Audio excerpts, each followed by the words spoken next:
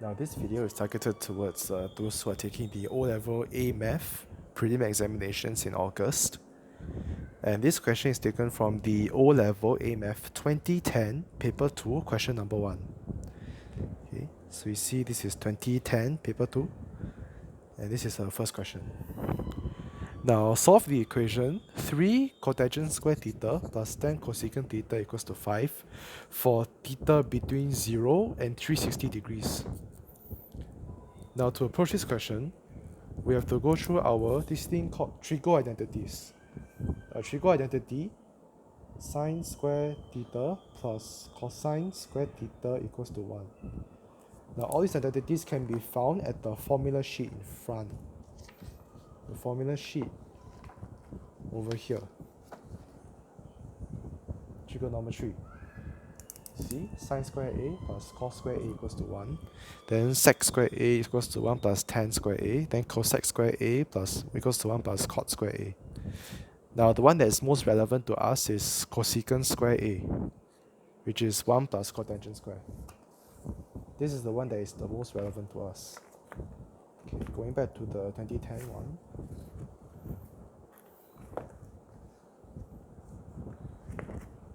Okay, now a shortcut that I can teach you guys for trigo identities, especially ones like this, to get an expression involving cosecant and cotangent. Basically what I will do here, I will divide by sine square theta, divide by sine square theta, divide by sine square theta.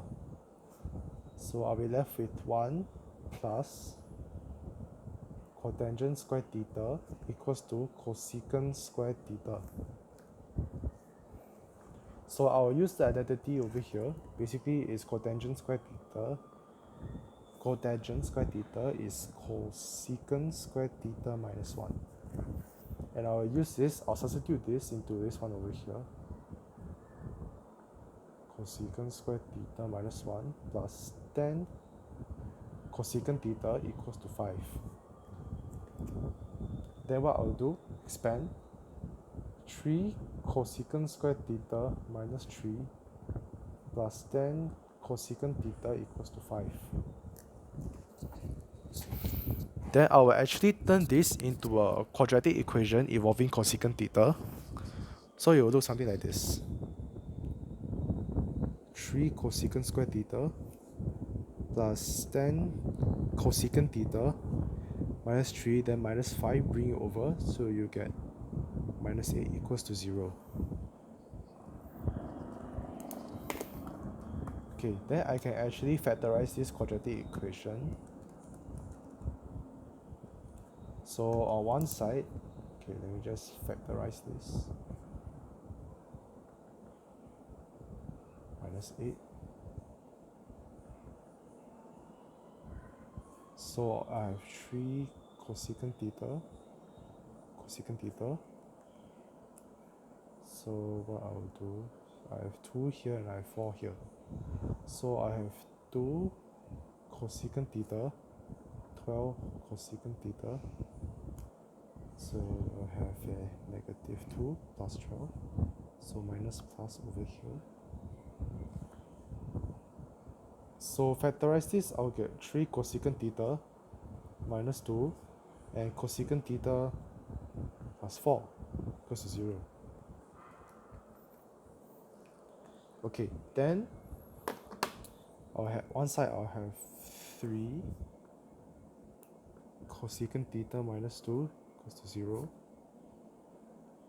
Cosecant theta plus 4 equals to 0.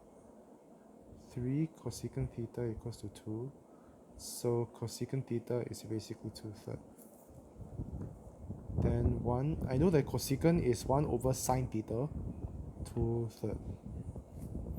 So I'll have 3 equals to 2 sine theta. So sine theta will be basically 3 over 2. On the other hand, I have cosecant theta plus 4. So I'll have cosecant theta equals to negative 4. Cosecant is 1 over sine, negative 4. So 1 equals to negative 4 sine theta. So sine theta basically negative 1 over 4.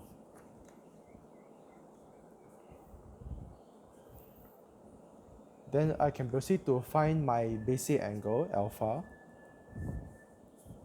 So on one hand, I have alpha equals to sine inverse 3 over 2. Okay, I just want to move it. So I have alpha, which is sine inverse of 3 over 2. Can't really see very well. Okay, so sine inverse of 3 over 2 here, which is for this equation over here. Remember that I'm solving for theta between 0 and 360 degrees. Okay, so if I use my calculator, remember that your angle here has to be in degrees. Check that it's in degree mode. Sine inverse of 3 over 2. You realize that it's not possible. So we'll just leave this be. Okay, because opposite over hypotenuse. Hypotenuse has to be larger, as you can see, for it to be valid. So in this case, we cannot use it. Instead, I will use 1 over 4. So I'll take alpha, sine inverse of 1/4. Remember that you have to take positive 1/4 in the case where sine is negative, cos is negative, or tangent is negative. So I get here 14.475 SF. Okay, so my mistake, I said 475, supposed to be 478.